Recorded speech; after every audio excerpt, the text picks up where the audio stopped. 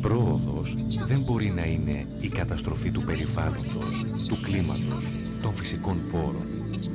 Ανάπτυξη δεν μπορεί να νοηθεί έξω από τα όρια της φύσης. Οι άνθρωποι σήμερα ροκανίζουμε το δέντρο που καθόμαστε.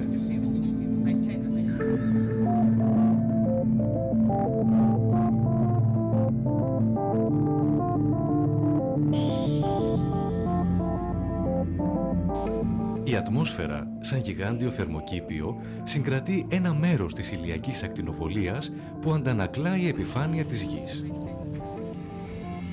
Αυτή η φυσική διαδικασία δημιουργεί τις κατάλληλες κλιματικές συνθήκες για την ύπαρξη της ζωής στη Γη. Οι ανθρώπινες όμως δραστηριότητες, όπως η βιομηχανοποίηση, το εμπόριο και η αστικοποίηση, έχουν μετατρέψει αυτή τη διαδικασία σε απειλή.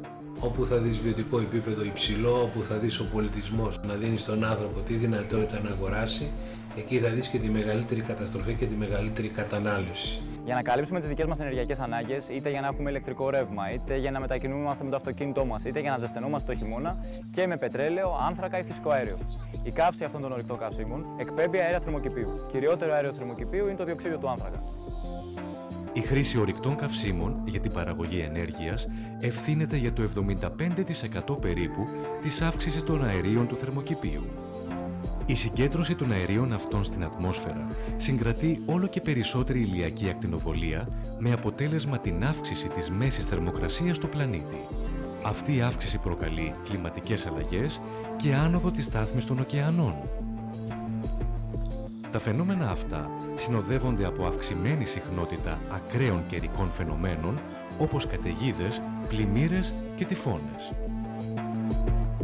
Οι κλιματικές αλλαγές έχουν εξελιχθεί στη μεγαλύτερη απειλή για το ανθρώπινο είδος, αλλά και τη ζωή στον πλανήτη γενικότερα.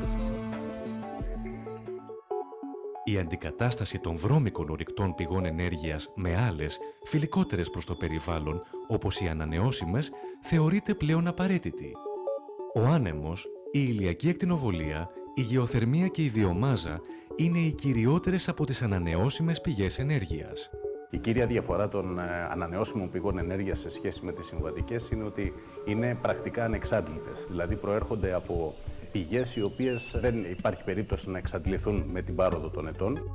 Κατά την παραγωγή ενέργειας από αυτές τις πηγές δεν παράγονται ρήποι, έτσι δεν υπάρχει περαιτέρω επιβάρυνση του περιβάλλοντος.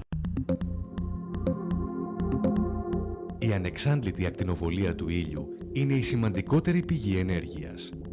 Για την εκμετάλλευση αυτής της ενέργειας χρησιμοποιούμε τα θερμικά ηλιακά συστήματα, τα οποία παράγουν θερμότητα, και τα φωτοβολταϊκά συστήματα που παράγουν ηλεκτρισμό. Στα θερμικά ηλιακά συστήματα, μία μαύρη μεταλλική επιφάνεια με γυάλινο κάλυμα απορροφά την ηλιακή ακτινοβολία και θερμαίνεται. Σωλήνες με νερό συγκεντρώνουν αυτή την θερμική ενέργεια, η οποία μπορεί να χρησιμοποιηθεί άμεσα ή να αποθηκευθεί σε μονωμένες δεξαμενές. Ο ηλιακός θερμοσύφωνας είναι το πιο απλό και διαδεδομένο θερμικό ηλιακό σύστημα. Αξιοποιεί την ηλιακή ακτινοβολία για να παράγει ζεστό νερό που μπορεί να χρησιμοποιηθεί άμεσα. Πίσω μας βλέπουμε μια συστοιχεία ηλιακών συλλεκτών. Δεν δίνουν θερμότητα μόνο για το ζεστό νερό χρήσης, αλλά θερμαίνουν και το χώρο. Αυτή είναι μια, ας πούμε, νέα χρήση των θερμικών ηλιακών συστημάτων, διαδεδομένη σε άλλες χώρες, δυστυχώς όχι στην Ελλάδα. Σκεφτείτε ότι στην Αυστρία, για παράδειγμα, τα μισά ηλιακά συστήματα υποβοηθούν τη θέρμανση. Και έτσι μπορούν οι άνθρωποι και εξοικονομούν έως και το 40 ή και 50% της ενέργειάς τους για τη θέρμανση. Η ηλιακή ακτινοβολία μπορεί να χρησιμοποιηθεί ακόμη και για τον δροσισμό εσωτερικών χώρων, εφαρμόζοντας κατάλληλες τεχνολογίες. Η μετατροπή της ηλιακής ακτινοβολίας απευθείας σε ηλεκτρική γίνεται με τα φωτοβολταϊκά συστήματα. Αυτά βασίζονται στο φωτοβολταϊκό φαινόμενο, το οποίο ανακάλυψε το 1839 ο Έντμουντ Μπέκερελ. Οι πρώτες εφαρμογές του έγιναν τη δεκαετία του 50 για την ηλεκτροδότηση των τηλεπικοινωνιακών δορυφόρων. Το φωτοβολταϊκό φαινόμενο παρατηρείται σε ορισμένα υλικά, τα οποία έχουν την ιδιότητα να παράγουν ηλεκτρικό ρεύμα όταν φωτίζονται. Το κυριότερο υλικό που χρησιμοποιείται για τη μετατροπή της ηλιακής ακτινοβολίας σε ηλεκτρισμό μέσω του φωτοβολταϊκού φαινομένου είναι το πυρίτιο. Συνήθως χρησιμοποιούμε πυρίτιο που χρησιμοποιείται για τις εφαρμογές των chips στους ηλεκτρονικούς υπολογιστές. Τα φωτοβολταϊκά συστήματα μπορούν να τροφοδοτήσουν από μία μικρή συσκευή, όπως ένα ρολόι ή μια αριθμομηχανή, έως έναν οικισμό. Στην περίπτωση αυτή χρησιμοποιούνται συστοιχίες φωτοβολταϊκών επιφανειών που τροφοδοτούν απευθείας ηλεκτρικές συσκευές και φορτίζουν ηλεκτρικούς συσσωρευτές. Έτσι, η ηλεκτρική ενέργεια είναι διαθέσιμη και τη νύχτα. Η Ελλάδα είναι μια χώρα που είναι ευνοημένη από πλευράς ηλιακής ακτινοβολίας και ελπίζουμε ότι στο άμεσο μέλλον οι εφαρμογές των φωτοβολταϊκών θα είναι πολύ περισσότερες, καθώς θα συνεισφέρουν στη μείωση εκπομπών διοξίδιου του άνθρακα. Η δυνατότητα αξιοποίησης της ενέργειας του ανέμου ήταν γνωστή στον άνθρωπο από πολύ παλιά. Σήμερα εκμεταλλευόμαστε την αιωλική ενέργεια και για την παραγωγή ηλεκτρισμού, χρησιμοποιώντας τις ανεμογεννήτριες. Αυτοί οι μηχανισμοί μετατρέπουν την κινητική ενέργεια του ανέμου σε ηλεκτρική. Η πίεση του ανέμου περιστρέφει τα πτερίγια, τα οποία είναι συνδεδεμένα σε έναν κύριο άξονα. Αυτός μεταφέρει την κίνηση σε μια γεννήτρια, η οποία παράγει ηλεκτρική ενέργεια. Όλο αυτό το σύστημα βρίσκεται τοποθετημένο σε ένα ψηλό κυλινδρικό πύργο που μπορεί να φτάσει μέχρι και τα 120 μέτρα. Σήμερα έχουμε φτάσει σε μηχανές οι οποίες μπορούν να παράγουν μέχρι και 5 ΜΒ. Μία ανεμογεννήτρια 1,5 ΜΒ μπορεί να δώσει αρκετό ηλεκτρισμό για να μπορέσουν να ηλεκτροδοτηθούν μέχρι και 1.000 νοικοκυριά. Ανεμογεννήτριες μπορούν να χρησιμοποιηθούν σε γεωργικές εφαρμογές αλλά και σε κατοικίες. Πολλές ανεμογεννήτριες τοποθετημένες σε συστοιχίες ονομάζονται αιωλικά πάρκα και επιτρέπουν τη μαζική εκμετάλλευση της αιωλικής ενέργειας. Τα περιβαλλοντικά ωφέλη τα οποία μπορούμε να αποκομίσουμε από τον άνεμο είναι πολλά. Πρώτον, ο άνεμος είναι ελεύθερα διαθέσιμος και δεν σταματάει σχεδόν ποτέ. Δεύτερον, είναι μια πηγή ενέργειας η οποία δεν μολύνει. Η ανεμογεννήτρια ουσιαστικά είναι ένα μικρό εργοστάσιο παραγωγής ηλεκτρικής ενέργειας, το οποίο σαν καύσιμο έχει τον άνεμο. Όμως αυτό το καύσιμο δεν έχει κατάλοιπα.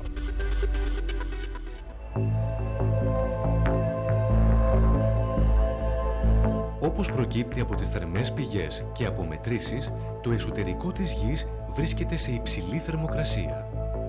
Η θερμότητα αυτή αποτελεί τη γεωθερμική ενέργεια και είναι τόσο μεγάλη ώστε θεωρείται πρακτικά ανεξάντλητη.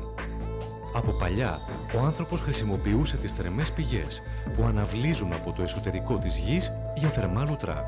Εμείς έχουμε τη δυνατότητα, κάνοντας μια γεώτρηση, που ουσιαστικά είναι ένα πηγάδι μεγάλου βάθους, να αντλήσουμε από τη γη ζεστό νερό ή ατμό και να εκμεταλλευτούμε τη γεωθερμική ενέργεια.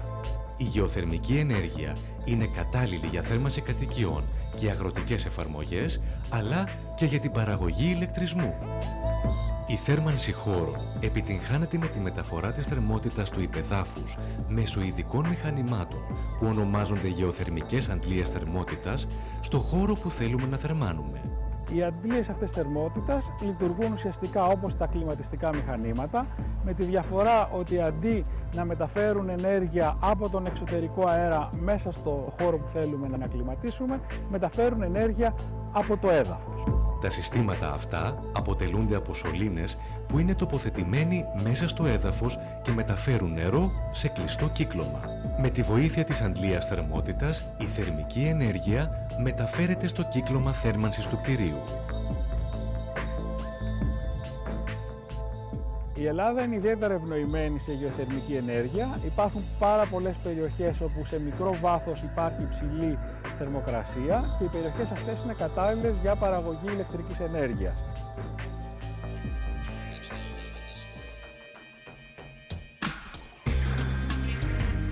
Η βιομάζα είναι η πιο παλιά και διαδεδομένη ανανεώσιμη πηγή ενέργειας. Βιομάζα ονομάζουμε οποιοδήποτε υλικό παράγεται από ζωντανούς οργανισμούς και μπορεί να χρησιμοποιηθεί ως καύσιμο για παραγωγή ενέργειας. Υπάρχει μια μεγάλη ποικιλία ενεργειακών προϊόντων που προέρχονται από βιομάζα. Υπάρχει στερεή βιομάζα, όπως είναι τα υπολείμματα από τα φύλλα και χρησιμοποιείται αυτούσια για την παραγωγή θερμικής ηλεκτρικής ενέργειας.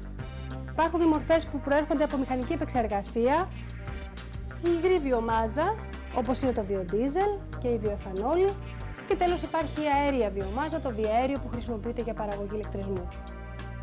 Βιομάζα επίσης αποτελούν τα υγρά απόβλητα και το μεγαλύτερο μέρος από τα αστικά απορρίμματα των πόλεων και των βιομηχανιών.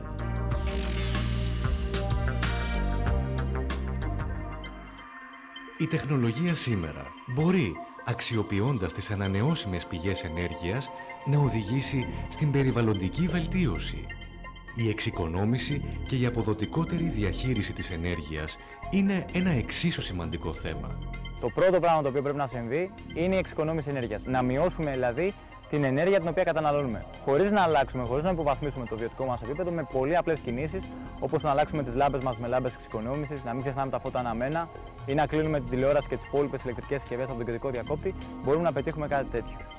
Για παράδειγμα, ο βιοκλιματικός αρχιτεκτονικός σχεδιασμός επιδιώκει την προσαρμογή των κτηρίων στο κλίμα και το φυσικό περιβάλλον, ελαχιστοποιώντας τις ενεργειακές ανάγκες. Οι κλιματικές αλλαγές και οι συνέπειές τους στο πλανητικό οικοσύστημα δεν γνωρίζουν σύνορα. Αφορούν όλα τα κράτη και τον κάθε έναν από εμάς.